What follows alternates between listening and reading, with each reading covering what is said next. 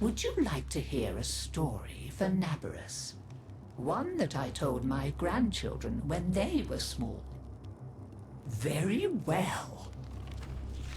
Long ago, in the Orokin days, a golden people lived in spoiled luxury. If a body wore out, why, they would take a new one as easily as plucking a maprico. Such was the mystery of the Kuva. So, what became of death and disease? Oh, they were abundant, but not for the Orokin. They were above petty death. Such was their contempt that they decreed a special day on which to make fun of it. On Naberus, the night of memory, the Shining People laughed at death. They dressed in costumes that recalled the old days of mortality. Skulls grinned, hallways guttered with demon lights. For one night, beauty was banished. Rot and monstrosity held sway. Now, on one very special Naberus, 3 pretty Orokin were bored, as Orokin so often were. Naberus no longer holds its magic for me, sighed one. Masks and costumes are for children, grumbled another. Why follow the crowd, mused the third. Are we not the very elite of the elite? Ha ha! Up, my Kissingtons, my luscious loves. Send for blue Kuva and hot lights. I have a sport that will mend all. And in the corridor, behind a curtain, a solitary silent girl heard them and said nothing. Then the 3 were very wicked. For what do you think they did? Down into the streets they went, and they caught 3 poor Ostrans and bore them back to their gilded halls. One they peeled like a fruit and decked out with glassy splinters, and his naked jaws went chitter-chatter-snap. And it echoed all around.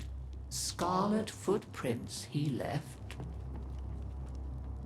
Another's limbs they twisted and wrenched his neck, and made a bundle of him until he scuttled upsy-downsy like a horrid crab, with his sockets all empty and his stretched-out nose snuffling. The third they pulled thin in hand and foot. She walked spindly-wise on long tiptoes like a spider, and her entrails hung delicately down. She whispered, split-tongued and hissing as she went. Fine costumes we've made, chortled the 3 Orokin. Let us now try them on and visit our friends. What shrieking there will be! Oh, our names will live forever in the court for such a prank as this. Now, the silent girl brought them their blue Kuva, so they could take on these twisted bodies for only a short time before returning to their own. They drank and slept and woke in their 3 horrid forms. Off they went down the stairs, out the door, into the city, into the night of banners and masks and wild hilarity. Chitter-chatter-snap, scuttle-buttle, whispery-hispery. As you can imagine, there were many screams and laughs. Such cleverness, such wit. But in a high room of the tower, the silent girl looked at the faces of the 3 sleeping Orokin. she went and opened a little ivory door that she was not supposed to know about, and drew forth a flask that she would have been glassed for even looking at. A flask of crimson kuva, the scarlet seal upon continuity, permanent. And she tipped it down 3 cruel throats. With a little laugh, she went skating away, never to return. There were many screams that Naberus night, but when the sun came up, none screamed so loud as the 3 who found that they were trapped in the hideous bodies they themselves had fashioned forever and ever.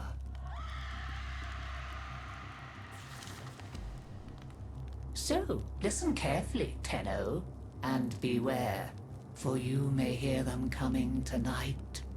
Whispery-hispery on long stalking bones, scuttle-buttle with his eyes all empty, and skinless, dripping-handed, chitter-chatter-snap. Happy Naberus!